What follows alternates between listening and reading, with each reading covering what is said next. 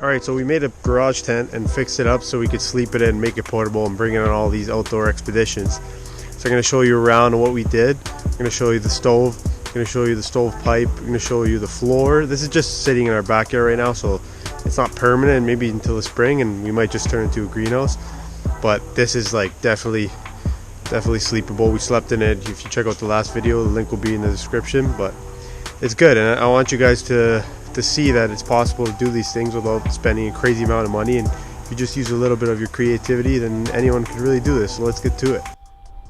Alright, so we actually bought this garage tent at a Canadian Tire, and you could get these at any hardware store. You could even get them on sale usually around the fall, but it's just a 10 by 10 garage tent. It's basically a dome right now, like a hanger style, and we got about a post going through the middle, post going just around the top, about 3 of them, and we actually have them bolted with these little post clamps that they gave us. And they also gave us this, we actually picked camo, but they gave us a pretty high quality tarp. It's actually not, it's not recommended, I know you guys can't see that, but it's actually not recommended to be sleeping in and warming up and all that stuff. I'm guessing that's just in their terms, but this is it right here. So we got, let's start with the stove. Now the stove just went out. Now I made this stove myself. Now basically how it works is, here's a little lock here. I actually have some welding gloves just so I don't burn my hand, but it's not that hot right now. And what happens is there's a line cut through the bottom here. I just cut it with a grinding disc, and I also have a little flat bar that I could adjust how much air goes through the bottom. So what happens is air will go through the bottom. When I open this up, it'll fuel the fire underneath this little cage here, give it oxygen. Then these holes at the top, it also works as a vent. It's just on a little wing nut. The more I open it, the more it's going to burn. If it gets too hot and I have everything burning like when I would start it, so I would leave it open right now since it's out so it could get oxygen and it'll restart again. There's a plate, I don't know, you guys probably can't see that, but there's a plate right there that doesn't allow the flame to hit the pipe. And also, if it does go through the plate, which sometimes it does because the plate's not that big, is there's a dampener right here that's on an angle like maybe a 45, maybe 30 degrees, and that's controlling the airflow, not making it too much. It won't burn quick, and it actually burns slower, and it heats this hut pretty well. And then we actually have, surprisingly, we could fit comfortably like 6 people sitting down, comfortably 3 in a cot. Then I also got this table here. This is just a skid I found at the side of the road. We also have our lantern for light for now. And Jesse actually saved a few legs from an old table, and we just half-assed drilled it into the skid. Now we got a little scrap table going. We also have 2 4x8 skids on the bottom with a tarp also below it, just so we don't get any cold air or any cold from the ground. It'll help contain heat a little bit. And also a very solid floor. And there's also a gap here. So this is a 10 by 10, and these are about 8 feet by 8 feet. So we had some room in the middle. So what we did is we just split it up. We put some cross bracing here, and now you have a solid floor. Now we didn't drill it in properly because we're actually taking this out later, but we actually have a solid floor now. Then we have also a piece from another skid, which was from this skid that I cut just for here to put the wood on, and just drilled in with 1 or 2 screws. And then we have where the stove's on a nice solid skid. I don't think it's, hold on, but just so it doesn't, nobody walks into it and stuff like that. But it's pretty good. It's warm. I'm just drying some kindling right now. This is also some little thermal siding that Jesse bought. Big roll. It's actually quite expensive. That's like probably more expensive, that roll right there, than the whole tent and everything itself. That tent was actually $400. This was all free. This was all made from scrap. This is just some thin steel that I put together. It was all, this is all scrap. Like this whole stove is all scrap. I drilled in holes here. This is all scrap. These are just some channels I added to the side just for extra heat. We also have a pan here that we put on top for some water to add moisture to it.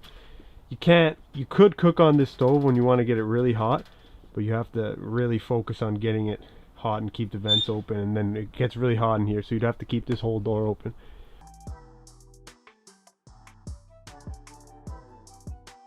So this pipe here is actually not rated for fire.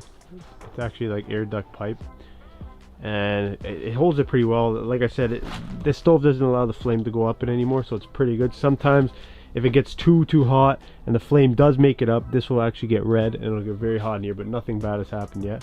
But this was about like 40 or 50 bucks, I think, for the whole set. And then you also have that top piece that you've seen there. So this is about, I don't know, I think it's about 8 feet of pipe.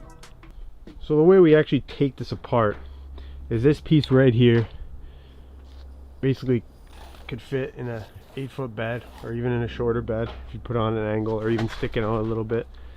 And we take this off, we take these bolts off right here, and we do that with all 6 of them. Wrap it together. They're actually all labeled, so it's a little easier to install. These little clamps here we keep on, and we just tie it back on after we take it off. This is all one piece. We just take a little piece off because there's no connection here, so we actually have like a 6-7 foot piece, which is pretty good.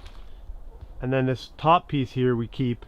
So this right here, like I said, isn't connected, so this will come off, and then this and that, and then the back side of it we'll keep in one piece, because that'll fit in the truck no problem, even the trailer. And that will stack on top of each other, so when we set it up, all we have to do is connect this piece together. One guy holds it up, and the rest will connect the arches. And then the sides and the bottoms are the easy part. You could even do them yourself. But this stuff right here is basically just helping hold a little heat. We didn't make this airtight yet. There's still some holes in it. We're not really done. Once the snow falls, it'll be a lot easier. But this helps radiate the heat back onto us. And this stuff does not get hot at all. It's actually holding pretty well. So Jesse actually cut these 2 pieces. These are aluminum panels. Here we actually cut 2, so one goes on the inside, so we cut a smaller hole, maybe about just like that around. I don't know what the dimensions are. And then we actually used Gorilla Glue all around the sides and pushed it in. We left it like tight, like this almost, for a while, so we could let it dry. And the hole cut in it is about 4 inches and 1/8, just to give it some room. That's why you can see the cracks. Now water does get in, but when it's hot enough, it'll just sit on top of the stove and just steam up, or maybe run off the side a little bit, but it hasn't been bad yet so far. And then actually on top of that, you can see there's another panel right on top of that, and into this white tarp. I'll explain the tarp later, but into this white tarp, it's actually sitting over it. So if any snow and water comes, most of it will run off and not get through the pipe. And last, we have this 12 by 24 insulated tarp. It's just regular tarp with a thin layer of like foam on the inside, and this makes a massive difference. A big difference with wind. It's just being held by rocks right now, so it's not crazy. It's also got some bungees at the front just to hold it down, but once air gets under like that, it'll just rip off. But this isn't tied down properly yet. We also have a bunch of rocks and pots on this side, and this basically holds it all together and keeps the wind, keeps the heat in dramatically. So this stove right here, now it wants to go. So this stove right here basically will, like filled up, will heat up. This is a 10 by 16 inches, the dimensions of the stove, and it'll actually heat this place up for like, I don't know, 3 to 4 hours at least. Keep it at like 20 degrees, 25 degrees.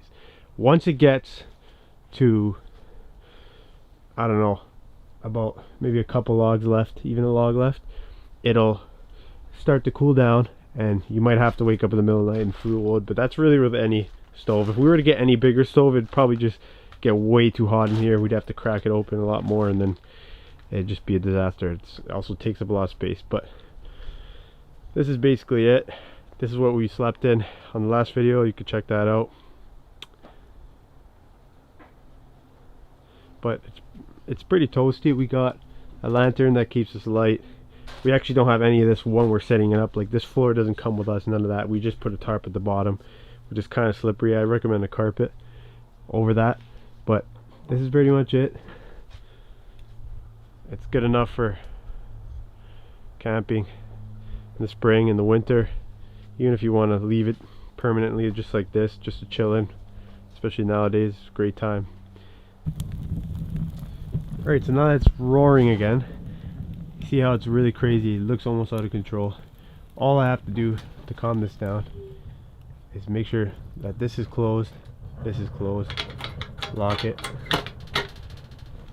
In just a few seconds, it'll just start to slowly, you'll stop hearing that firing whisper, and you'll just see it slow down. You control the burning, it'll burn a lot slower. But if you want it to burn faster and you want to get the stove hot, you just have to open this back up and the oxygen will just rush in. You could actually just crack it just like that. It likes that a lot. Then it'll make the stove a lot hotter and quicker, especially when you're setting it up in the cold. Now next time we set it up, I'll definitely show you guys how we do it. I just wanted to make a short little video on what it looks like, especially when it's all set up. So I hope you guys enjoyed that little video. I'll be making a lot more videos. I'll make a video about how we set it up. I'll make a video about actually that chicken coop right there. I'll be making a lot more cool stuff this year. We're working on some products as well. So anyways, make sure you guys like the video, subscribe, share it. Sharing is very important. And check out our website at rockyzone.ca and our Instagram. We're pretty active on there. It's rockyzone_. But anyways, I'll see you guys later. Peace. Do you guys like the tent? Do you guys like it? Huh? Oh, sweet. Thanks, guys.